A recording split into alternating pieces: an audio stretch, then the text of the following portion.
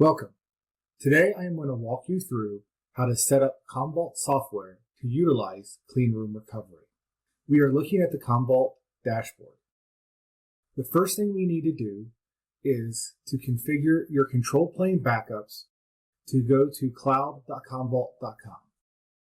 To do that, we must click Manage on the left-hand side, click System, click Maintenance on the right-hand side, click DR Backup Daily, click More, and click Edit. You are now looking at the settings for your daily control plane backup. The setting that we're specifically looking for is Upload Backup Metadata to Metallic Cloud. You need to ensure that this setting is slid to the right. Once that is done, you click Save. Now, all new installations, this is the default setting. However, we need to double check just to make sure. From here, we need to set up AirGap Protect. So on the left, we click Storage. Then click AirGap Protect. Now, if you want to add a new AirGap Protect storage location, you click Add on the upper right. And now fill out the information for your AirGap Protect storage. This will be specific to the license you purchase. As you can see here, ours is licensed for Cool. Cleanroom Recovery will work with either cool or hot AirGap Protect storage. So it's really up to you what you purchase. And then finally, on location, select the location that is most applicable to your environment. For us, we select US Central. After you fill this out, go ahead and click Save. Now, we will move on to modifying a plan. So to do that, we will click Manage on the left, and then click Plans.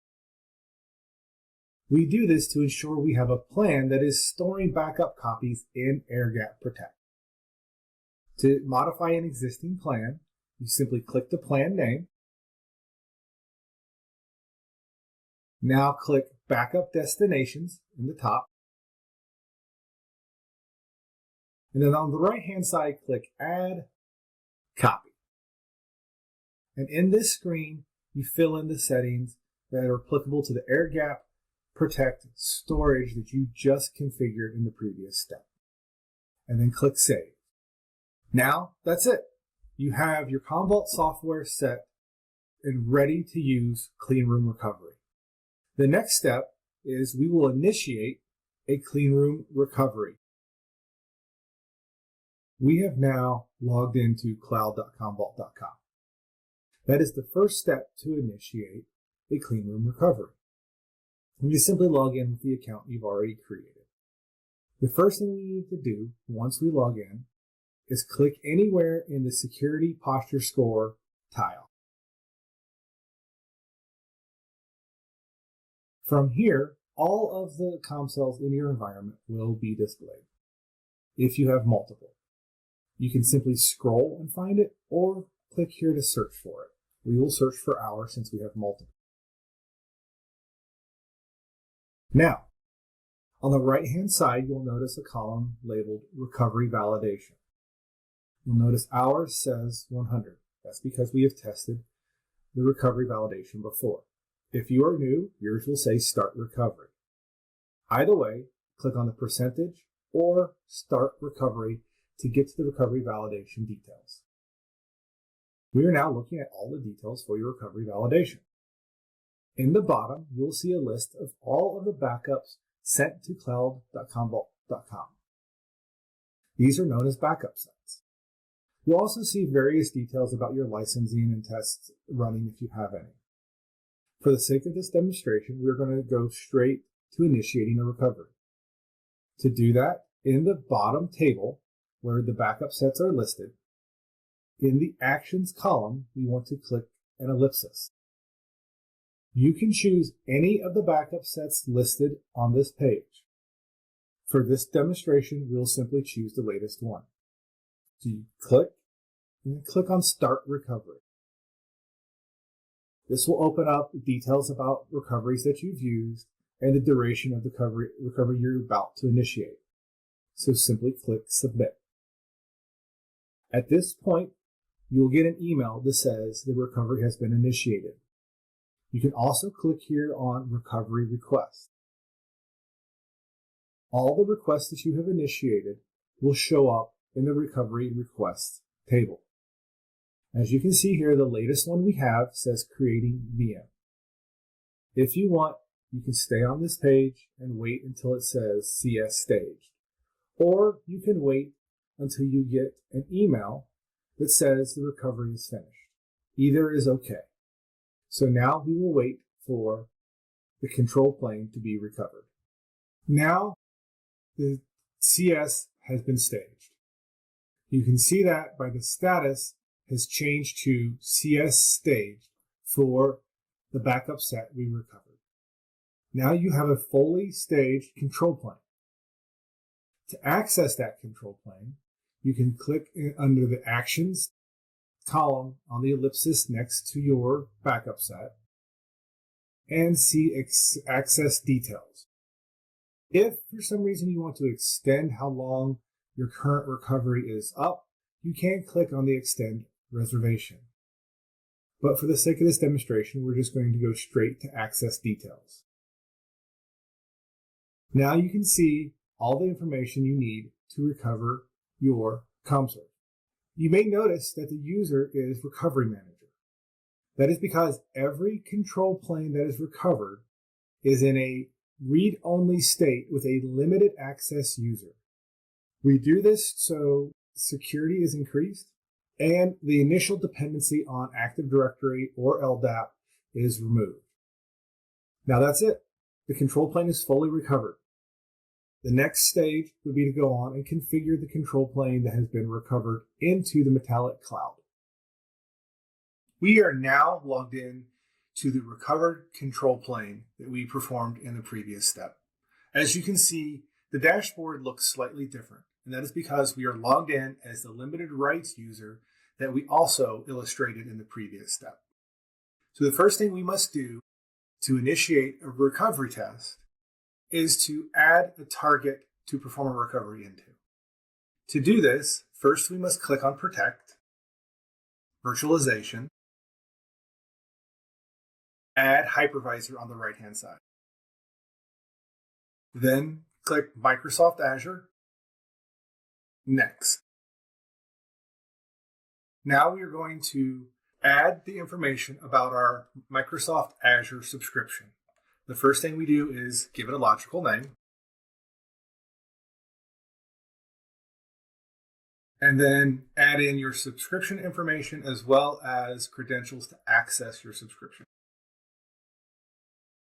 If you don't have credentials already saved, you can create them now.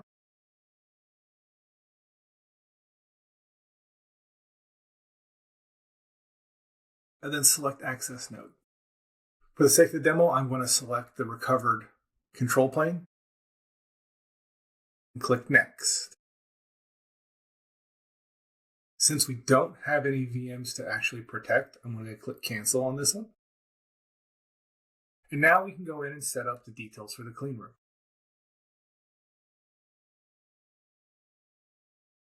First thing we do is, after we've clicked Clean Room and then Targets on the left-hand side, we need to add a target. So we need to click Add in the upper right.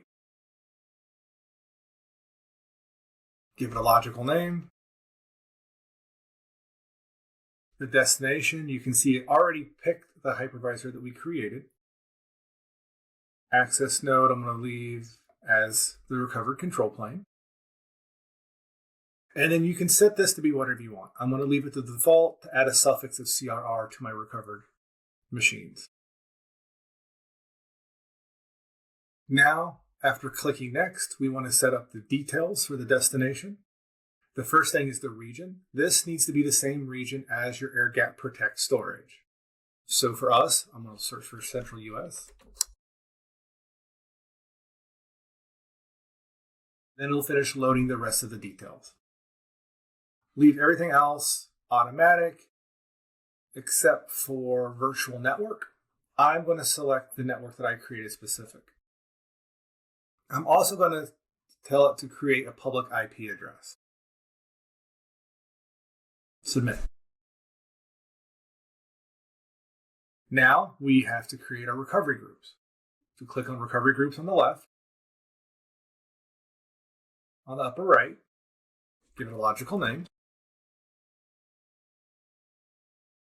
Select the target, which we'll select the target we just created. And then we'll leave the default recovery point as automatic. Click Save. And now we've created our recovery group. We can add entities to this. Every entity added to this will receive the same recovery settings, but that can be customized. So to add entities, you click Add on the right and Virtual Machines. Now this will show you a list of virtual machines you have. I'm going to select our virtual machines from the group we have pre-set up. I want to select DNS1 and a Red Hat client.